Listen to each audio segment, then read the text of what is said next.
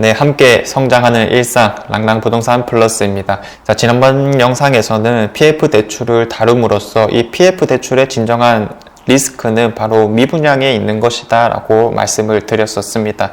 자, 그래서 우리가 미분양이라고 하면 대구가 극심하다라는 것도 분명히 이해를 하셨을 건데 사실 이게 또 막연한 감이 없지 않아 있습니다. 자, 그래서 우리의 이 흐릿함을 선명하게 만들어줄 자료를 또 한번 준비를 해 보았습니다. 자, 함께 잡아가 보도록 하겠습니다. 이 그래픽만 좀 눈여겨서 보면 될 것 같거든요. 한번 해석을 해 보도록 하겠습니다. 지금 전국적으로 미분양이 68,000개 정도 있습니다. 자, 그 중에서 수도권이 11,000개를 차지하고 있고요. 그 다음에 지방에서 57,000호를 차지하고 있는 중인데, 이 중에서 또 눈에 띄는 것은 서울이 900개밖에 안 된다라는 거. 인구만 하더라도 1000만이 되는 곳인데 1000개가 안 된다라고 하는 것은 이 미분양이 정말 적다. 이것도 또 그나마 늘어난 수치일 거잖아요.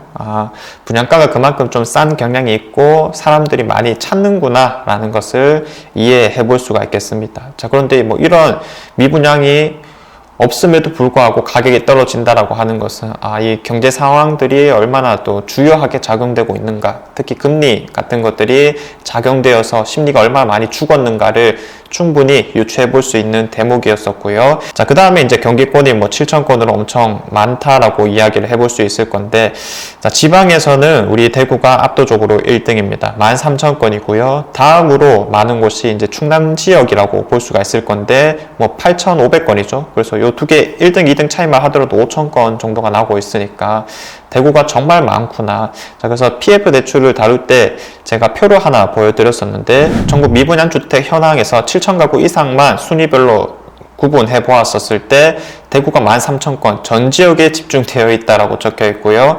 충남, 경북, 경기는 한 7, 8,000건 정도 수준으로 특정 지역들에 몰려 있었습니다. 자, 그래서 5채 중에 한 채는 대구에 있는 것이다. 이렇게 쉽게 이해를 해볼 수가 있겠습니다. 자, 그리고 좀 주목해야 된다라고 보는 게 이 그래프입니다. 자, 미분양 주택 수 증감 추이를 연도별로 구분을 해 놓은 건데 2009년부터 이렇게 표시를 해 놓았습니다. 사실 2008년부터 이제 시작된 글로벌 금융위기가 있었었고 상황이 많이 안 좋아지다 보니까 미분양 주택수에 있어서 정점이 있었는데 16만 호였습니다. 16만 호. 지금이 상황이 상당히 안 좋음에도 불구하고 7만 호 정도 수준이거든요. 그래서 우리도 갈 길이 뭐나 이런 생각들이 많이 들기도 하고요. 아무튼 이런 정점을 찍고 나서는 가파르게 하락하는 경향들이 있었는데 대략적으로 한번 보았을 때 우리가 안정적이다라고 할 수 있는 수준은 2013년, 2014년이 되어야 정점에서 안정세로 돌아섰다라고 우리가 이야기를 했을 겁니다.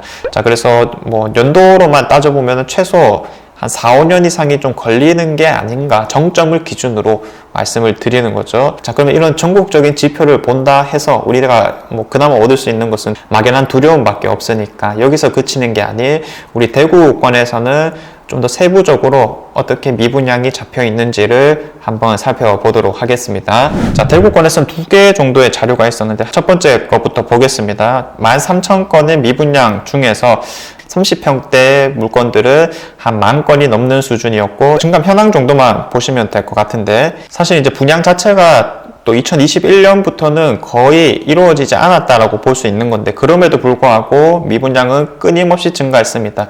이후에 나오는 분양 단지들이 100% 확률로 미분양 단지가 되다 보니까 이런 증감 추이를 나타내는 것이다. 그래서 분양하는 대로 다 미분양으로 잡히고 있다.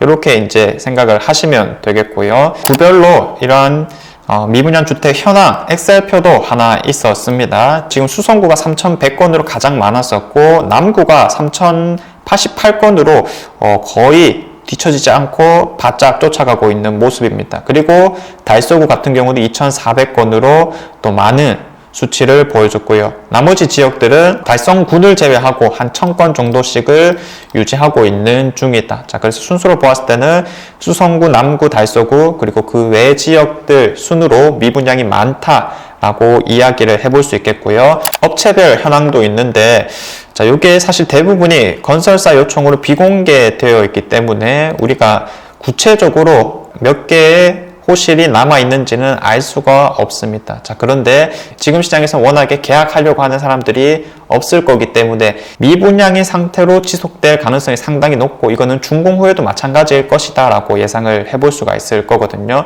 부동산에 있어서는 이 이미지를 그려나가는 게 상당히 중요하다라고 볼 수가 있을 건데, 여러분들이 가장 익숙하다라고 할 수 있는 지도상에 한번 표시를 해 보았습니다. 자, 지도를 표시했을 때, 자, 이런 미분양 단지들이 현재 현황으로 나타나고 있습니다. 너무 많죠? 좀 더 크게 보자면, 저 외곽 지역들까지 포함했었을 때, 지금 미분양으로 잡혀있는 단지들이 이렇게나 많다라는 것을 우리가 알 수 있겠고요. 자, 조금 더 당겨서 보게 되면, 좀 특정 지역별로 몰려있는 듯한 느낌도 받을 수가 있다. 자, 이렇게 말씀드릴 수가 있겠습니다. 자, 그래서 우리가 아까 전에 그런 수성구가 가장 미분양이 많았었는데, 수성구 위험한 거 아닌가요? 라고 했었을 때 지역별 구분을 분명히 해 봐야 될 거거든요. 자, 예를 들어서 우리가 가장 관심 있는 이런 2호선 라인이라고 보았었을 때, 사실 이제 보여지는 것은 최근에 분양했던 범어자이라든지 혹은 만촌자이르네 정도가 있습니다. 자, 그런데 이런 만촌자이르네는 후분양이었었기 때문에 지금 시기와 맞지 않는 선택이다라고 볼 수 있겠고, 범어자이 같은 경우에는 가장 최근에 분양했기 때문에 어쩔 수 없는 미분양이었다라고 해석을 해보았을 때, 지금 가장 많이 이 미분양이 잡혀 있는 곳들은 요 신천 동로 라인입니다. 우리가 신촌 라인을 따라서 이 도로를 보고 신천 동로라고 하는 곳인데, 동로 라인에 중동 입주하는 단지들이죠. 입주 후에도 미분양이 조금 잡혀 있다는 거고요. 특히 이제 파동 라인의 단지들이 대부분 미분양으로 잡혀 있습니다. 입지가 아무래도 부족하고 상대적으로 조금 더 뒤늦게 분양을 했다 보니까 이런 것들이 겹쳐서 대부분이 그냥 미분양이다. 경쟁률이 너무 낮았다. 자, 그래서 수성구에 미분양이 많다라고 하는 것은 이 신천 동로 라인, 그 중에서도 파동이 가장 핵심이다, 핵심 지역이다라고 이야기를 해볼 수 있겠습니다. 자, 여기서 뭐 좀 눈길이 가는 것은 더 펜트하우스 수성인데, 요거는 뭐 아파트라기보다는 우리가 타운하우스라고 부르는 거죠. 도심 속에서 전원주택 생활을 누리는 건데, 최근에 공매까지 좀 나왔더라고요. 그런 거 보면서 상황이 많이 안 좋구나라는 것을 알 수 있게 되었습니다. 자, 그 다음에 남구 지역이죠. 자, 남구라고 했었을 때 생각보다 많은 곳이 체크되어 있진 않아요. 이 명덕역의 3호선 라인, 요 아래쪽을 보고 우리가 남구라고 하는 건데, 정확히 보면 한 요 정도겠죠. 지금 표시되는 거 한 4개 정도다라고 볼 수가 있겠고, 아무래도 앞산 앞쪽에 있는 뭐 봉덕동이나 대명동, 요런 것들이 선호도가 중심지에 비해서는 좀 떨어질 수밖에 없으니까 이렇게 이제 좀 잡혀 있는 모습이고요. 그리고 가장 최근에 했던 요게 좀 주요하게 작용이 되었어요. 대명자이 그랜드 시티라는 건데, 요거 하나만 치더라도 2000세대거든요. 자, 그래서 요게 너무 크게 작용이 되고 있는 상황이 아닐까. 자, 이런 생각을 해봅니다. 자, 다음 이제 많은 곳이 또 달서구이죠. 달서구라고 하면은 분양이 많이 되었지만은 아무래도 고분양가 얘기가 많았고, 인프라가 조금은 상대적으로 부족한 이 볼리 네거리 주변이 될 수가 있겠습니다. 자, 그래서 뭐 푸르지오 시그니처부터 시작해서 빌리브 라디체, 더샵 달서 센트 엘로, 자, 그 다음에 달서 롯데캐슬, 센트럴 스카이, 이런 것들이 좀 겹치면서 미분양이 좀 심각하다. 사실 이제 준공이 좀 가까워진 것들이 많이 있는데, 이런 것들은 좀 잡힐 가능성이 적다라고 이야기를 해볼 수 있겠습니다. 자, 그 다음에 이제 중구이죠. 이 지역은 사실 중구와 북구가 합쳐진 지역입니다. 이 대구역을 중심으로 아래쪽을 우리가 중구라고 이야기를 하고요. 위쪽을 보고 북구라고 하는 건데, 자, 중구라고 표현을 해보자면 이렇게 이제 태평로 라인 쪽에 한두 동짜리 아파트들 있죠.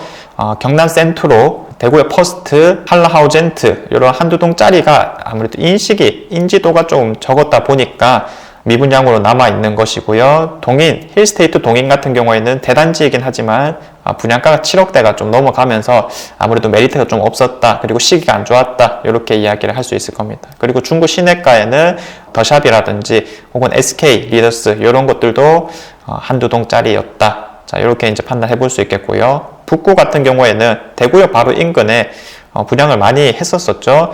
뭐 자이 더스타부터 시작해서 힐스테이트 칠성 오페라, 빌리브 룹센트, 그리고 대구의 센트레빌까지 분양을 비교적 늦게 함으로써 상대적인 미분양이 많이 잡혀 있다. 자, 그래서 통괄해서 통합해서 좀 얘기를 해보면 대구역 주변은 미분양이 많이 잡혀 있다. 그런데 아까 앞서 봤던 남구와 비교해야 되는 게 남구는 단지 수가 적은데 미분양 수가 많았었고요. 자, 그리고 대구역 같은 경우에는 단지 수는 많은데 이게 뭐 주상복합 한두 동짜리이다 보니까 세대수 자체는 사실 그렇게 크지 않다. 그래도 합치면은 2000세대에 가까운 곳들이다 보니까 대구역만큼은 이 미분양이 정말 많이 쏠려 있다라고 이야기해 볼 수 있겠고요.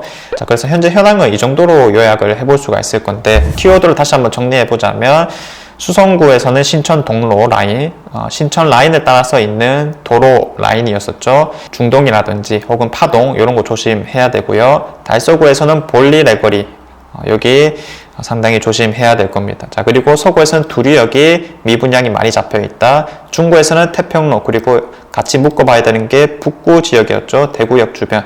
자, 그래서 여기는 우리가 대구역 주변이 합치면은 한 2000세대 정도의 미분양 단지들이 잡혀 있기 때문에 조심해야 된다. 이렇게 말씀드릴 수 있겠고, 동구는 뭐 안심지역, 그리고 남구는 압산지역, 그리고 대명동에 이 차이가 너무 크게 있기 때문에 지금 2순위 정도로 미분양이 잡혀 있다. 이렇게 보시면 되겠습니다. 자, 그래서 이러한 곳들이 대략적으로 어떻게 있는지는 여러분들 충분히 머릿속에 남기셨을 것 같은데, 주요 키워드는 두 가지로 뽑았습니다. 준공후 미분양과 그리고 입주 단지 거래량입니다.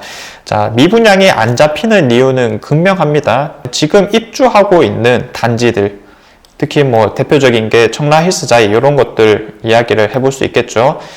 자, 이런 것들이 지금 그 새 아파트들보다 훨씬 입주도 뭐 좋다라고 할 수 있고 가격도 메리트가 있으니까 상대적으로 매력이 좀 덜해진다. 그래서 이런 미분양들이 잡히려면 그런 신축 입주하는 아파트들이 잡혀줘야지만 사람들이 눈길이 갈 거다라고 예상을 해볼 수 있겠고, 부동산 상황이 해소가 되어야 될 거니까 시간이 아까처럼 뭐 4, 5년 이상 좀 걸릴 수밖에 없다. 이렇게 말씀을 드리겠고요. 이런 준공후 미분양이 많아지게 되면 우리 입장에서는 뭐 마냥 안 좋은 것만은 아니다라고 이야기를 해볼 수 있겠습니다. 건설사 입장에서 판단을 해보았을 때 다 짓고 나면 해산도 해야 되고 이제 일을 마무리해야 되는데 미분양이 계속 남아있으면 끝낼 수가 없잖아요. 그래서 끝내기 위한 조치로 어떤 것들이 있느냐, 우리가 지난 과거들을 한번 살펴보면 좋을 건데 혜택들이 많이 늘어나게 됩니다. 자, 그래서 대표적인 게 분양가 할인. 벌써부터 분양가 할인이 나오고 있죠. 두류 서희 스타일스 이런 것들이 뭐 10% 할인하겠다 문자들 많이 날라오고 있고요. 자, 그리고 원금 보장제라는 것도 있습니다. 입주할 때 너가 선택을 해라. 그리고 계약을 안 하겠다라고 하면 그 원금에다가 이자까지 돌려서 주겠다. 이런 것들도 달서 롯데캐슬 중심으로 또 나오고 있습니다. 점점 더 늘어나지 않을까 예상이 되고요. 그리고 경품이 확대되죠. 뭐 금을 주는 데도 있고요. 벤츠를 주는 데도 있고요. 다양한 것들이 점점 혜택이 커지지 않을까라고 예상을 해볼 수 있습니다. 자, 그래서 결국 뭐다? 시간은 기다리는 사람의 편이다. 그리고 그 시간은 그 단지 입장에서는 정말 최악이다라고 이야기를 해보겠습니다. 자, 그래서 선제적으로 이런 할인 혜택들을 하는 곳들이 또 늘어날 가능성이 있으니까 그런 부분에 좀 초점을 맞추고 있으면 되지 않을까라는 생각이 들고요. 제가 전에 한번 정리해 놓은 영상이 있거든요. 그래서 그거를 한번 보셔도 이러한 혜택들이 늘어나는 구조에 대해서, 그리고 실제 어떤 혜택들이 있었는가 사례들을 구체적으로 살펴볼 수가 있을 겁니다. 제가 막연한 두려움들을 없애드리는데 도움을 뭐 주고 있다라고는 생각은 하지만은 이게 이제 딱 들었을 때는 좀 괜찮은 것 같다가 또 이제 혼자 지내다 보면은 이런 두려움들이 또 다시 스멀스멀 기어오르기 시작할 거거든요. 자, 그래서 가장 필요한 게 내가 나름대로 한번 생각을 해보는 것도 중요하지 않나, 이렇게 보고 있습니다. 자, 그래서 우리가 두려움들을 좀 없애는데 행동만큼 또 좋은 건 없을 거거든요. 뭐 어떤 것을 사라 이런 것보다는 그냥 한번 가보는 거예요. 가봐서 이 얘기 나왔던 단지들이 이런 곳이구나 정도로 잡아보신다라면 우리는 행동을 통해서 충분히 두려움들을 극복해 나갈 수 있겠습니다. 어쨌든 저도 최선을 좀 다해서 이러한 두려움들을 극복하는데 노력을 하겠다라고 말씀드리겠고요. 항상 이제 함께 또 성장하기를 바랍니다. 자, 이상 제가 준비한 내용은 여기까지고요. 다음에도 좋은 내용으로 한번 찾아보도록 하겠습니다. 감사합니다.